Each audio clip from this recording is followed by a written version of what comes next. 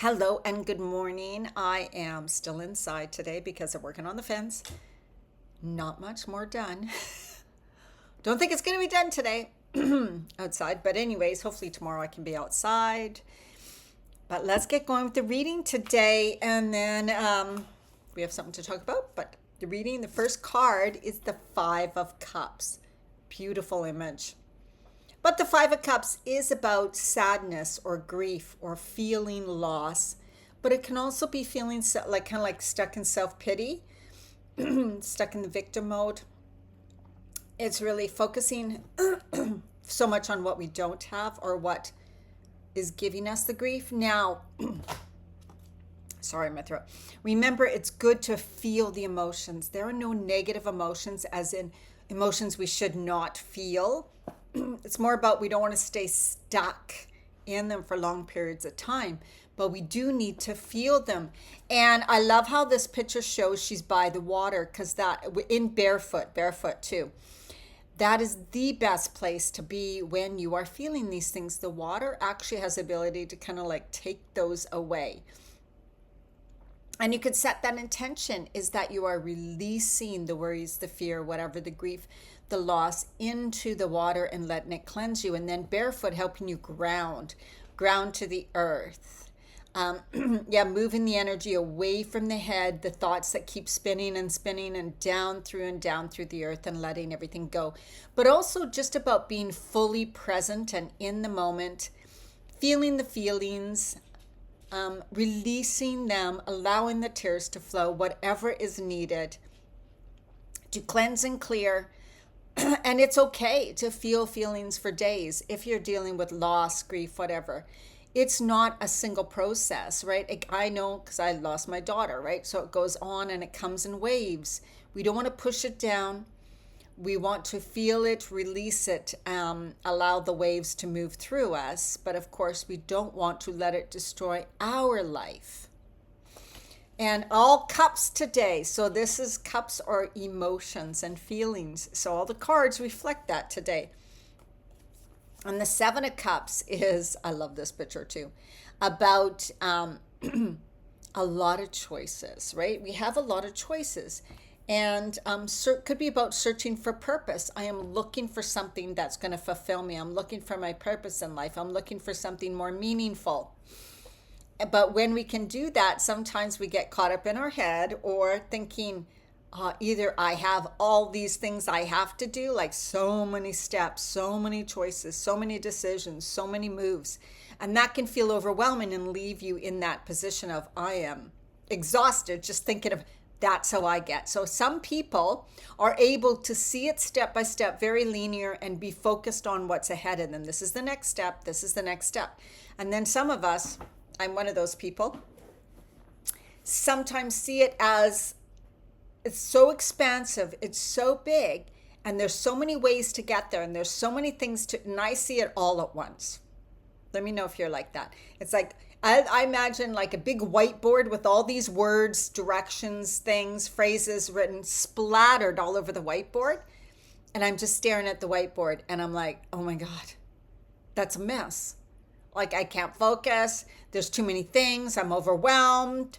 I just want to close off and say, forget it. It's going to be too hard. It's too overwhelming. I can't get a focus. I'm not sure what to start first. I have a hard time finding my direction.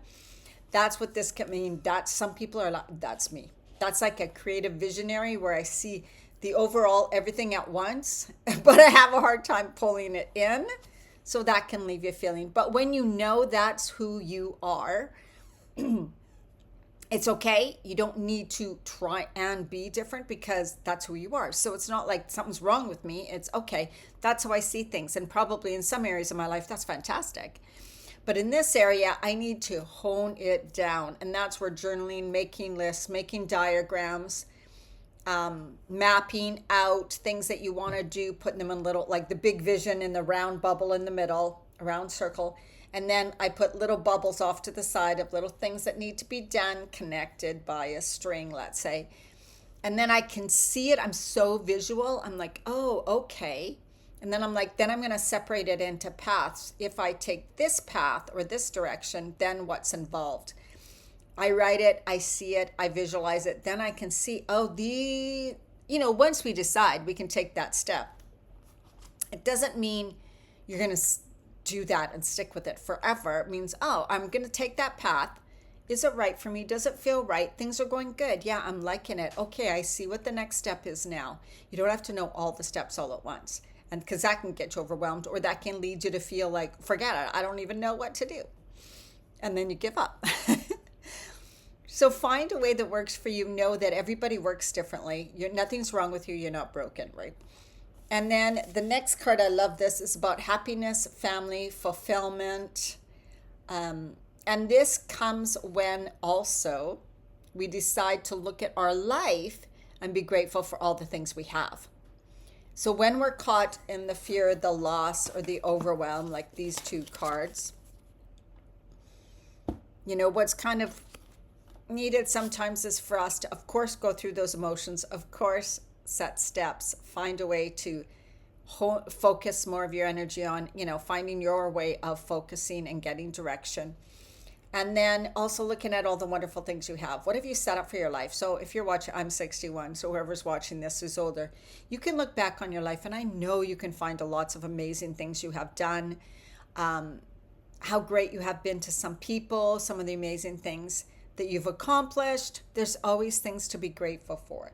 You can be grateful for the lessons you have learned or the hardships you've been through, because they have made you so much stronger, and how resilient you are. So that is what this card is saying us. So really good messages. And I was listening to a YouTube little video thing on Florence Scovel Shinn. It was one of her books someone was reading.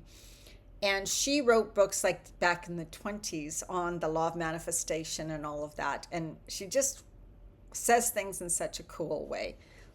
I suggest looking her up on YouTube, Florence Scovel Shinn, and listening to anything that she has said. That someone will read her books, because of course she's not alive. But she was really talking about, you need to be exact with what you're telling God, source, the universe that you want, because then they know they can bring it to you. Otherwise, if you're just like, you know what, I need more money.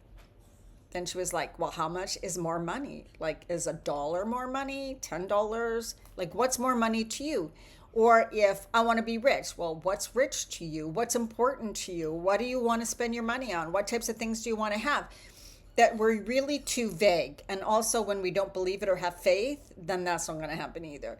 And when we're focusing more on the lack and not having it, that's going to not have it. So she's really clear about things, but she was really stating, and she's used the thing like when you go to a restaurant, you don't just order food. You order what you want. You tell the server exactly what you want. Then you will get it. If you're vague, you probably won't get exactly what you want. And so I just wanted to send that as a reminder, because I'm like, you're so right. Sometimes I don't focus enough on this is what I desire. And she says it like she was saying, if you want $5,000 or you need it for something, state that you see $5,000 coming to you with ease, with grace, and perfect timing. Thank you, God, for this money, this $5,000 that I have now received. That's how she kind of works through it. But, being that exact instead of just saying, oh my God, more money would be nice. More money would be nice. For one, that's saying I'm in lack. I need more, right?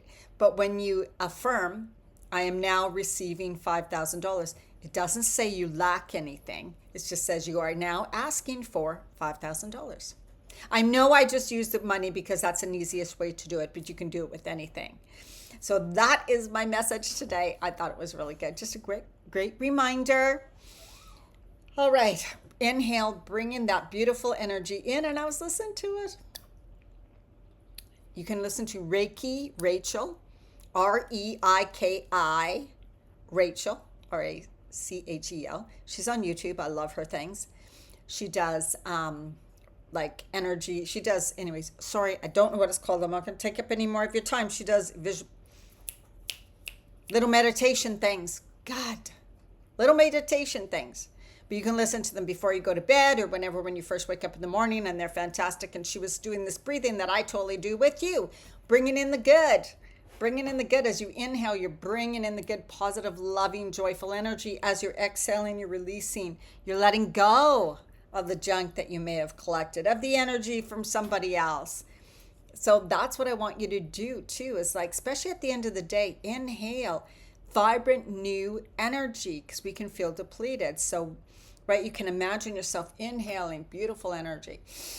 Really inhale it and then exhale and really let go of what's kind of been put on you. And you can brush it away too as you're setting that intention.